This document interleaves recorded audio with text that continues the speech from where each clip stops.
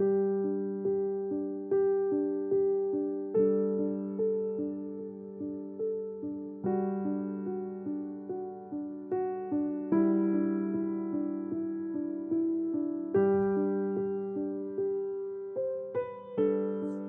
Saat Teduh Gereja Kristen Jakarta, Selasa 19 Agustus 2025. Judul renungan, Warga Kerajaan Kekal. Firman Tuhan terambil dari Filipi pasal yang ketiga, ayat yang ke-20. Karena kewargaan kita adalah di dalam surga, dan dari situ juga kita menantikan Tuhan Yesus Kristus sebagai Juru Selamat. Seorang pria warga negara Indonesia sedang berlibur ke Amerika.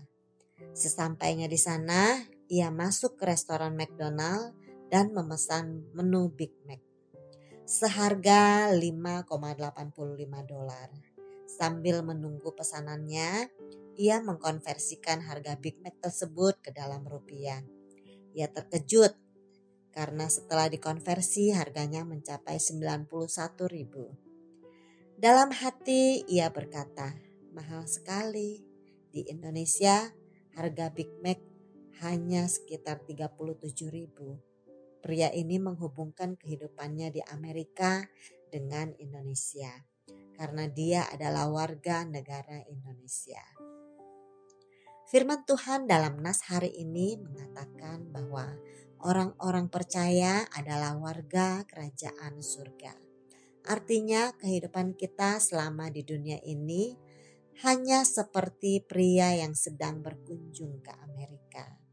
Maka segala sesuatu yang kita lakukan selama hidup di dunia ini harusnya kita hubungkan dengan budaya dan kebiasaan surga. Hal inilah yang dilakukan oleh Rasul Paulus. Dalam anugerah dan pertolongan Tuhan, ia berlari-lari kepada tujuan kekal.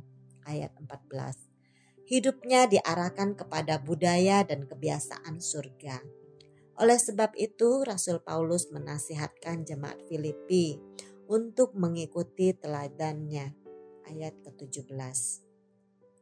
Nasihat Paulus ini mungkin tampak seperti nasihat egosentris atau berpusat pada diri sendiri. Namun, kita harus memahami alasan Paulus mendorong orang lain untuk mengikuti teladannya adalah karena Paulus sendiri sedang meneladani Kristus. Jika kita melihat ayat-ayat sebelumnya, Paulus telah menyebut dan menggunakan teladan Yesus Kristus. Filipi pasal 2 ayat 5-11. Artinya, teladan utama dari kehidupan yang benar adalah Kristus. Menjadi warga kerajaan surga adalah anugerah yang diberikan Bapa kepada kita melalui pengorbanan Yesus Kristus di atas kayu salib. Maka sebagai warga kerajaan surga, kita harus tetap hidup dengan budaya dan kebiasaan surga, walaupun kita masih tinggal di dunia. Budaya dan kebiasaan warga surga ditunjukkan secara sempurna melalui karakter Kristus.